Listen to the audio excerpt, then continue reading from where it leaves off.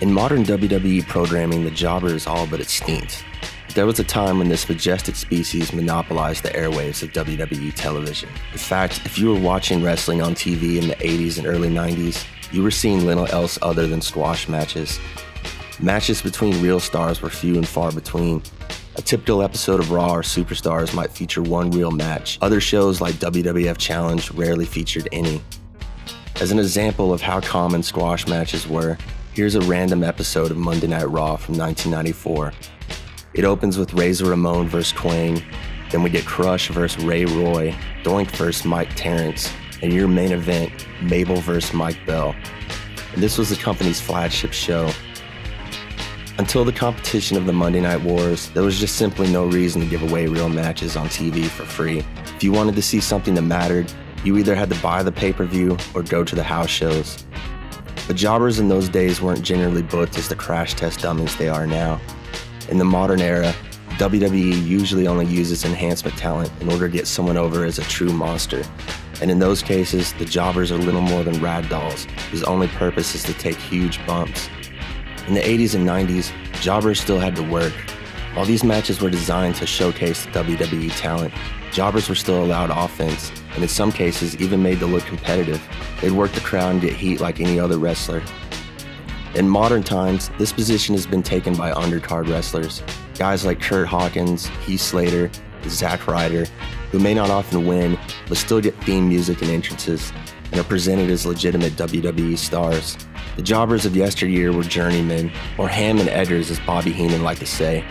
They were somewhat nameless, faceless beings in generic ring gear, who you'd likely forget existed as soon as the match ended. But that was their role. Jobbers made the stars look like stars. They'd take the losses so the real talent didn't have to.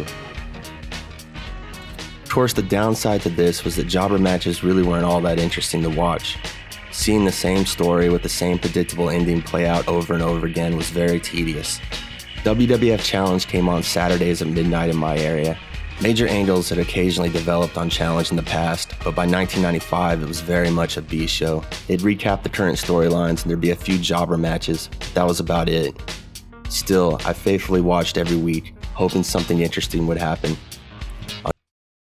Chris Candido joined Jim Cornette's Smoky Mountain Wrestling in 1993. Unable to guarantee Candido a living wage by himself, Cornette suggested that he bring along his girlfriend, Tammy Sitch, and together they could earn enough to get by.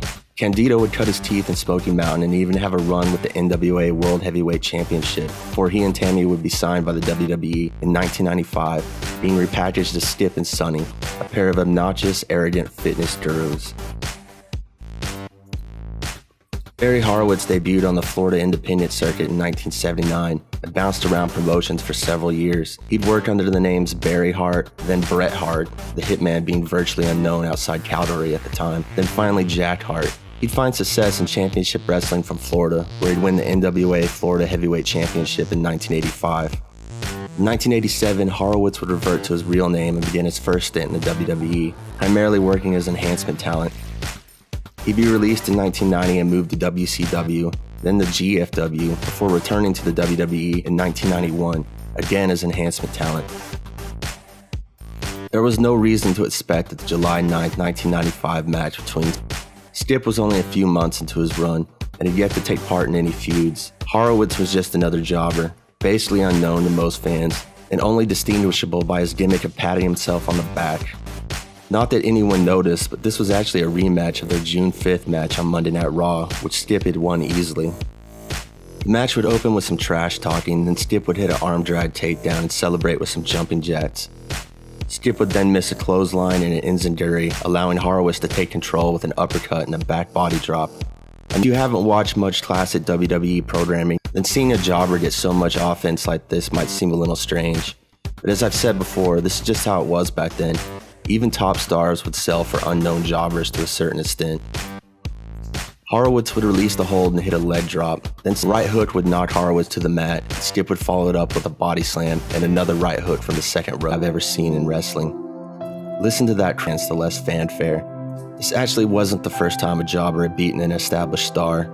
It's rare, but it's happened before and after this match. Usually under different circumstances and to less enthusiasm. But even stars like Razor Ramon, Stone Cold Steve Austin, and The Miz have lost to enhancement talent. Especially astute fans might have even seen this victory coming. Of course, this wasn't true. Horowitz had multiple victories in the WWE, both televised and on live events. However, most of these wins had occurred during his initial run in the late 80s. Horowitz's big push wouldn't last long, literally not even through the day.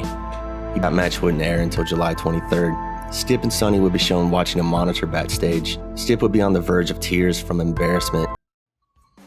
On the July 29th episode of Superstars, Skip and Sonny would join Doc Hendricks in the ring for an interview. Doc would hype Skip's upcoming match with Shawn Michaels and tell Skip that this was his chance to pull a Horowitz, which is really quite funny. The crowd would start a Barry chant, forcing Skip to cover his ears in disgust. Skip would have an impressive match with Michaels the next week, with both men taking some big bumps for each other.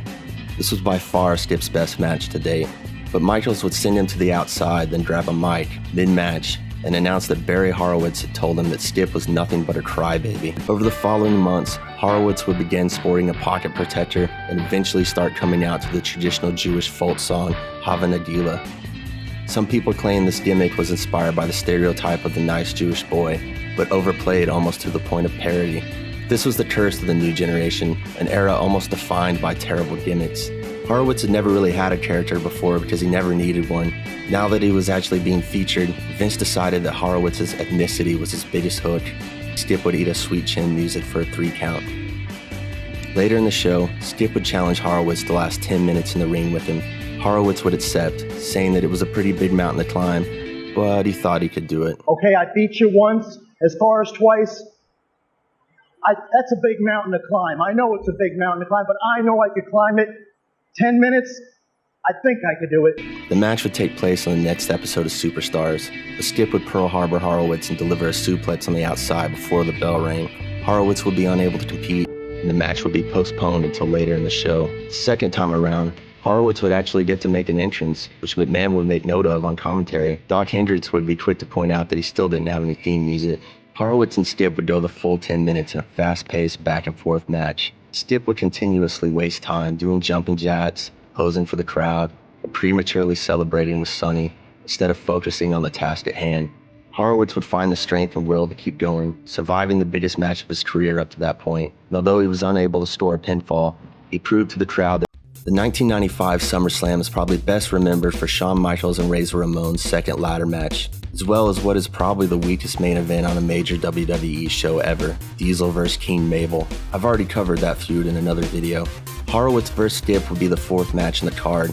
Although Horowitz had filled in as the Red Knight on Shawn Michaels' team for the 1993 Survivor Series, Horowitz would rush the ring to deliver some elbows and a back body drop, then follow it up with a jawbreaker and a flying knee. He'd miss a clothesline but connect with a dragon screw whip.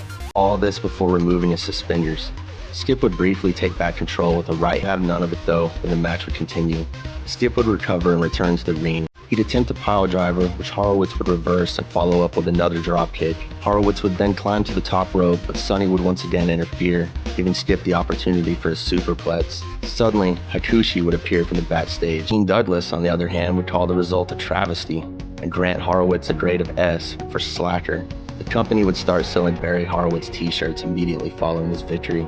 Despite the positive critical and fan reactions, this would be the top of the mountain for Barry Horowitz, although this feud would drag on for 3 more months.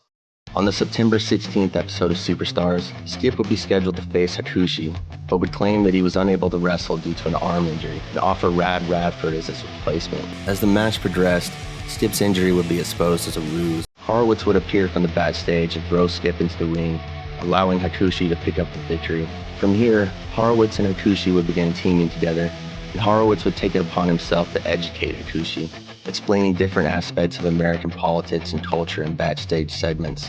But in a singles match against Radford on November 11th, Skip would interfere and cost Horowitz the win. But by that point, Horowitz had already returned to doing meaningless jobs on Raw. This feud, and any semblance of Barry Horowitz's push, would conclude the 1995 Survivor Series, where the Body Donna's team of the 1-2-3 Kid, Tom Pritchard, Rad Radford, and Skip would take on the underdog team of Marty Jannetty, Hakushi, Horowitz, and Bob Holly. The fans would continuously chant Horowitz's name throughout the match, even when he was just standing on the apron. Horowitz would manage to eliminate Rad Radford with a roll-up, but will be pinned by the 1-2-3 Kid following a pretty weak leg drop. The underdog team would ultimately lose the match. Horowitz would take up space in the 1996 Royal Rumble and would continue to win the occasional house show match.